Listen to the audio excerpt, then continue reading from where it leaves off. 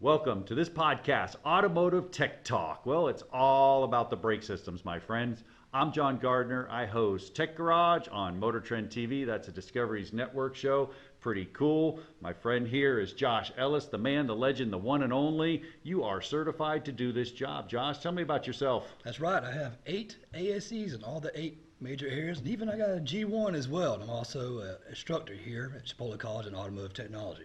Well, today it's all about the brake systems, man. We want you to get out there and fall in love with your car, get out there and work on it, get out there and be able to diagnose it. So first thing we're going to do, obviously, is we're going to look at some of the questions on here. And these are the ones that you send in. You can send it right there to John G at johngardnertv.com. We get the questions. Drop them in the comments below. We love the questions, man. It gets us going.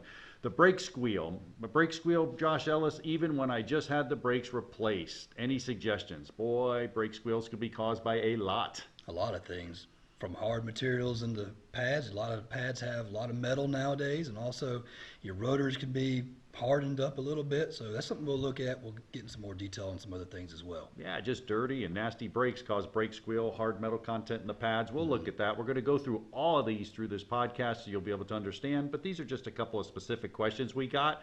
I'm sitting at a red light. My brake pedal slowly drops to the floor. Not good. Not good at all. It's probably a sign of some kind of bleed by going in your master cylinder.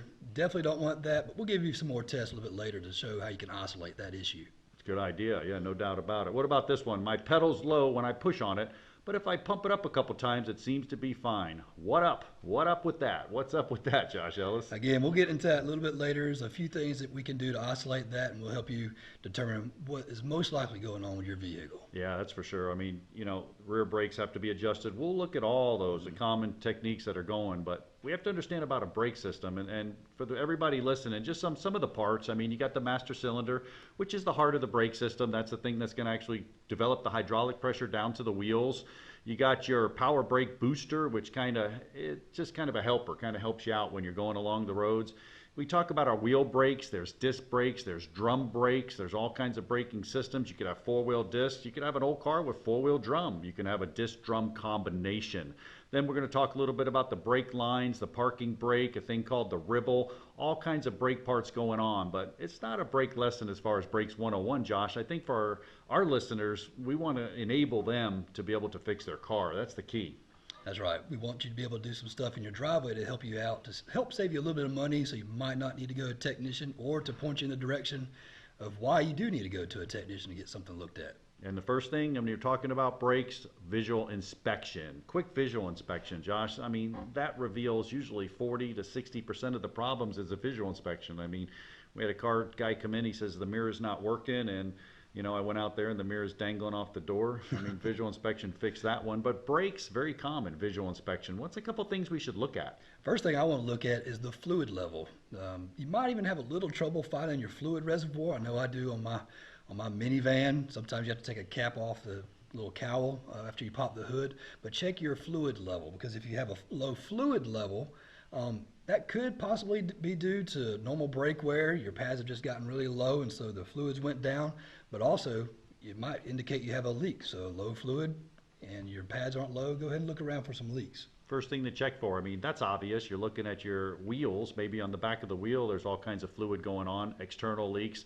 You talked about the internal leak. We'll talk about that bleed by in a little while. Park and brake operation. These are just some simple things. And that thing we like to call in the industry the ribble. What is the ribble?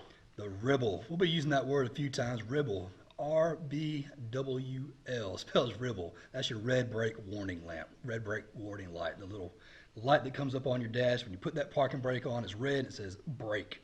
Danger, Will Robinson, right, danger. Right. I'm giving away my age. Hey, yeah, that's the red one. That's not a good thing. Now, that does turn on with the e-brake, so be careful if you have an e-brake going on. You want to make sure that your emergency brake's off. But if you have that ribble light, stop. Whoa, you got a major problem. This is base brakes. Now, we're not talking about ABS. ABS is an amber brake light, and we'll do a whole podcast on ABS, but that's an enhancement to the base brakes. We're talking about just simple base brakes. So You know, a couple things you can do, we can flip over and look at some of these things. The first thing we want to do is we want to do a pedal check. You can talk about a pedal check a little bit, Josh, but I mean, just before the engine's even running, before you're driving the car, you want to make sure you have a good pedal. That's important. That's right. Before the car is even on, you can push down the pedal.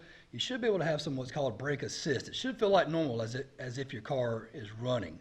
Just like you would be driving down the road, you have a brake assist. Well, if the car is off, you should have about 3 of those assisted brake pedal depressions before it starts getting more difficult to push. Yeah, you're just sitting in your car. You did the visual inspection. Cool. We looked at it. That took all of 3 minutes. There's no external leaks. Everything looks good. You got the wheels off. You're looking. Your pads look good. Your drums, your shoes all look good. All that basic stuff looks good. Now I'm just stroking that pedal, man. I'm looking for this. I'm making sure it has 3 assists. That's checking the booster. I also want the feel. I want to notice, is the pedal rock hard? I'll start the engine up now. So now I start the engine. I'm not driving it. We just starting the engine.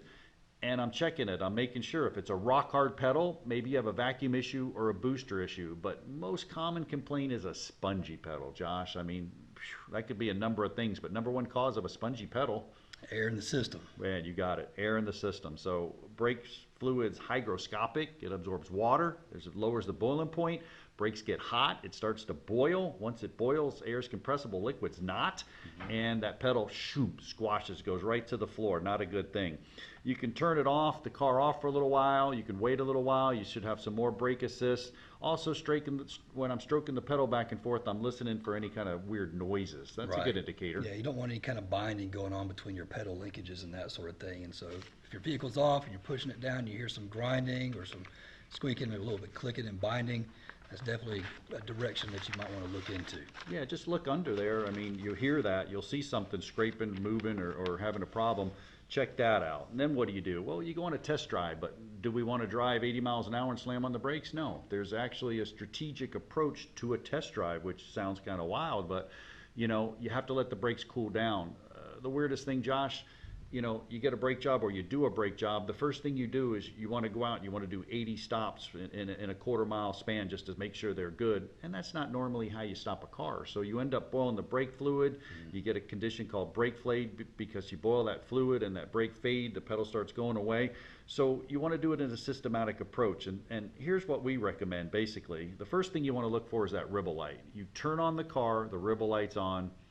Red flag. Don't want to drive it, right? Go back and find out what's going on with the ribble light. That's right. Also, maybe what you want to do is after you crank up the vehicle, you know, press and hold the brake pedal several times before you even get on the road and start testing out your brakes. Let's just put it in park and see what's going on. Push it down several times. If you push it down and it holds for a second and then kind of starts to slowly go to the floor, that could be an indicator of something going on in the master cylinder potentially. Absolutely. And then what do? Well, you drive at low speeds, okay? Go under 20 miles an hour and brake moderately, all right? Under 20 miles an hour and brake moderately. Get you a nice clear road, go out there, and you're checking for things like unusual pedal effort. We talked about that. Is it spongy or is it hard? Now that I'm driving, noise from the pedal, growls, squeals, scrapes, any kind of noises. You may have to poke your head out the window and isolate, Josh, where it's coming from. You know, what else can you check for at 20 miles an hour? Noises from the wheels. I mean, at this point, it could oscillate. Could even be some stuff going on with your wheel bearings. Yep. Do you have any kind of pull when you're going 20 miles an hour? That could indicate something hanging up in your calipers.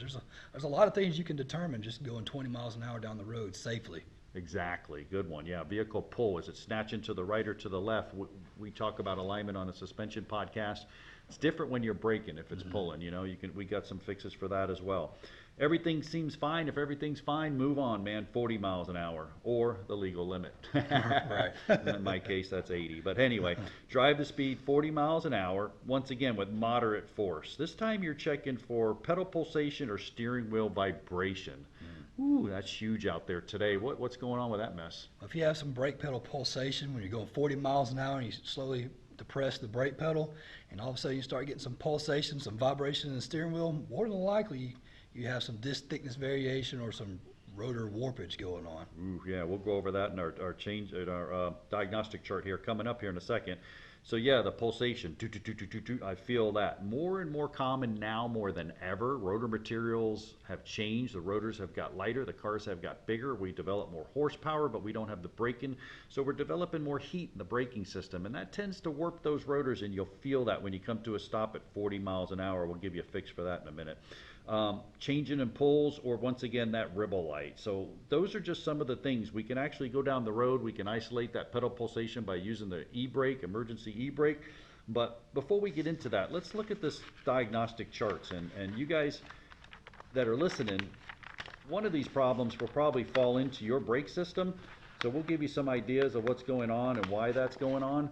But we'll just go down a diagnostic flow chart and look at some of the possible causes. And the first one, Josh, is excessive pedal travel. Excessive pedal travel. You're going down the road, you push the pedal and it wants to go down to the floor. I mean, that's a huge, commonly popular thing that happens with brakes. I mean, it could just be wore out, or the number one cause, Air in the system. man, we're back to that again. Air in the system. Air in the system. Well, I didn't open up my brake system. How did I get air in the system? Whew. Well, over time, I don't know, most people don't get their brake fluid flushed. And like you said, brake fluid is hygroscopic. It absorbs water, so that lowers the boiling point. And just over time, like you said, brake fade, you just ended up with air in the system. Little tiny water bubbles form because it gets hot, and that makes the air compressible. And so That's it. You feel it in your pedal. Yep, brake fluid boils at a super high temperature, but with that moisture, it lowers and lowers and lowers. And you know, once you start wearing out the pads and you get glazed pads, you have to push the pedal harder. I develop more heat, goes up the system, boils the brake fluid. Air's compressible, liquid's not. That's usually the biggest complaint, is that pedal's going to start to get squishy down there. What about it gradually increases? Pedal travel gradually increases. Give me something that could cause that. Well, probably the most likely thing, if you haven't had a brake pad change in a while, to have your brakes serviced, that pad material goes away little by little by little. And so what happens is that your pedal is going to go lower and lower and lower to the floor. So if you have your brake pad serviced, you might find that pedal, it brings it back up to your normal operating height on your brake pad, on your brake pedal.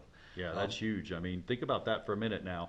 People, they go get a front brake job, and it really doesn't change the pedal height, because what you said is, as the brake fluid starts to drop down, maybe it's stored down in the caliper because the pads are getting smaller, and calipers are self-adjusting. Great point. So the further that caliper goes out, the more of that fluid's getting stored down in that caliper, and it's out of the master cylinder. So you may just look at your master cylinder and go, ooh, it's low, I need brake fluid. Or maybe your pads are wore out, there's that far pedal travel. Well, the rears, that we had that question at the beginning. It said that you pump the pedal up a couple of times. If I pump the pedal up a couple of times, it comes back. Well, that's probably because the rears are out of adjustment. Right. So you have to stroke the pedal and stroke it again. Those drums take a long time to come out and contact the actual drum, and it takes one or two strokes, and then they contact, and then you start stopping. So the rear's out of adjustment. Now, rears will cause that pedal to come up. So I can adjust the rears and fix my pedal. Maybe the new pads won't fix that, but obviously it's safer. Right, definitely so. Cool. And this next one here, excessive pedal effort. Man, if it's hard to push the pedal, very hard to stop the car. 2 feet, I'm standing up on that joker, and I'm having a hard time stopping my car. Definitely sounds like something going on with your brake assist, your vacuum booster. I would get that checked out first. If you, like you said, if you have the vehicle turned off, and you do that, try to do that test that we mentioned in the beginning where you're supposed to have 3 assists. Well, if you have the vehicle off and you go ahead and push the brake pedal, it's hard to begin with, you probably have a brake booster issue going on. Yep, brake booster, or it's all about this crazy word, coefficient of friction, man, coefficient of friction. That's when you rub 2 surfaces together. And perfect example is if I take sandpaper and I rub sandpaper on a table, it's very hard to push it across because it has a high coefficient of friction. But if I took an ice cube and I just put an ice cube across the table, it's going to slide real easily. That's a low coefficient of friction. We want a high coefficient of friction between the brakes. The brakes what? The brake pads and the rotors, the brake shoes and the drums. So when they touch each other, it stops, and it stops very easily because you have that high coefficient of friction. So anything that would cause a low coefficient of friction, let's say, for example, glazed rotors that are all shiny and you're not stopping well, your pads are wore out, they're all glazed up, dirt, leaks, fluid, anything going that's causing that coefficient of friction to drop down. You know, when those pads are new and those rotors are new, it's nice and high. But after a while, that coefficient of friction goes down lower. I have to push harder. Once again, we push harder. We're introducing heat into the system. The heat starts to be the enemy of the brake system, and we have to go through the whole system. So just simply cleaning the rotors, cleaning them, new pads, sanding them, making sure everything's good, lubrication, all that stuff. All right, braking action, excessive braking action. What about, let's just do a couple other ones. Let's skip over to one of them. Let's talk a little bit before we get to any of them about that pulsation. That pulsation is a huge issue out there. I'm stopping my car and the pedal's either jumping up and down, or you feel it in the seat of your pants. You start to slow down. It's like whoop, whoop. The car's lunging as it stops. Or the steering wheel's shaking. You're going 40, 50 miles an hour and you hit the brakes and it's like, grrr, it wants to chatter your teeth out. That's brake pedal pulsation. All right, it's the rotors are warped. So the pad's coming around, it's hitting that rotor. When it hits the rotor, it pushes the caliper back, transmits that fluid all the way back up into the master cylinder, and you feel it as a driver. And Josh, we're seeing this more and more and more in Tech Garage and Chipola Automotive Shop. We're seeing this more and more and more, man. Absolutely. And if you're like me, I drive a minivan and I have kids. So I've been braking all day and it's like, oh, there's a puddle. Let me make a big splash for my kids. And I go and hit that puddle. All of a sudden, my hot rotor has just been cooled off real quick. And it's just caused that metal to contract. And that's what's going to give you warpage. I really shouldn't do that. Yeah, and that, number one. And number two, you know, you take your car to a shop, insist that they use torque sticks. I mean, over tightening lug nuts. You go out there and you use that gun and they hammer those lug nuts on, and they got that, you know, 150, 110, 150, 180. And then all of a sudden that heat starts to temper that rotor. It cools and it cools and it cools and it pulls the rotor to one side or the other. Now, of course, someone's going to write in, they're going to say, well, lateral runout doesn't cause brake pulsation. And I get it, because the rotor goes back and forth. Absolutely does not cause it, correct. But there's a term out there called disc thickness variation, and that does, my friends. And what happens is the rotor actually starts to get lateral and it goes around and it starts whacking that pad. So in 836 or 1 mile, 836 times it's hitting. And where's it hitting? In that same spot. So eventually it hits in that same spot and it starts to wear out. So what do you get is called disc thickness variation or parallelism. And that's where the rotor is in and out on both sides like this here. It doesn't have to be warped. So now when I'm squeezing in and my rotor's not able to flex back and forth exactly, it starts pulsing, so I start feeling that. So you either need to get your rotors turned or new rotors on there. This is a very common problem. Once again, that coefficient of friction, make sure everything's clean. Don't put your 26 kids in your big old van and hit puddles. How many you got now? Four. Okay, I'm sorry. Working That's a on lot. 26. Yeah, I capped it too, brother. But, you know, don't be hitting puddles. Just take it easy. Heat is an enemy of the brake system. That's just something you're going to have to take care of, okay? Brake squeal during stopping. That was one of the questions. Brake squeal during stopping. Why is this person having brake squeal? Like you said, there's all kind of reasons it could be. One of the most common is just insufficient brake shoe. I mean, brake shoes are glazed over, or your brake pads are glazed over. Just anytime anything is glazed or mirrored, you definitely, it means you have some hardness going on. And when those two hard surfaces meet, that'll give you some brake squeal. Yeah, it sure will. That's the bottom line. I mean, the pads, once again, the manufacturers put a lot of iron, put a lot of steel, put a lot of semi-metallic material into the pads.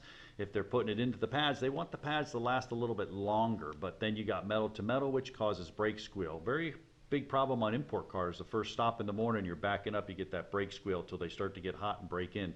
You can go get what's called an organic pad that doesn't have as much steel in it, Josh, and that's going to solve the problem. But organic pads are going to wear out relatively quickly. Very quickly. And also, something that you might mistake for brake squeal is your brake pad might actually be low, and there's a little indicator on there that that touches the rotor when it's spinning to let you know, hey, I got an issue. You hear a little high pitch. It's like, oh, something's wrong with my brakes. Well, it might be just time to replace your pads. So there's an indicator on there to help you notice that, because they know you're not going to be able to get in there and see it, but you'll be more than likely will be able to hear it. Yeah, well, Great day, man. A little bit about a brake system. I know there was some diagnostic things. We answered all the questions, but you know, if you have some questions, just email John G at johngardnertv.com. Go ahead and email us, and you know, we may be able to send you a diagnostic chart that may help you out. The one we're reading from gives you some of the common problems, some of the stuff that's going on. That'll help you out quite a bit. So just make sure you go on there, send your questions in. We love your questions. Rock Auto, you gotta love them. All the parts your car will ever need, delivered right to your door, man. Gotta love it, especially with what's going on. I love to go out there and there's parts right on my front door, man. Christmas. That's right. Awesome. Well, join us next time for more automotive tech talk. Thanks to E-Dove, our executive producer, for putting this all together, and we'll see ya.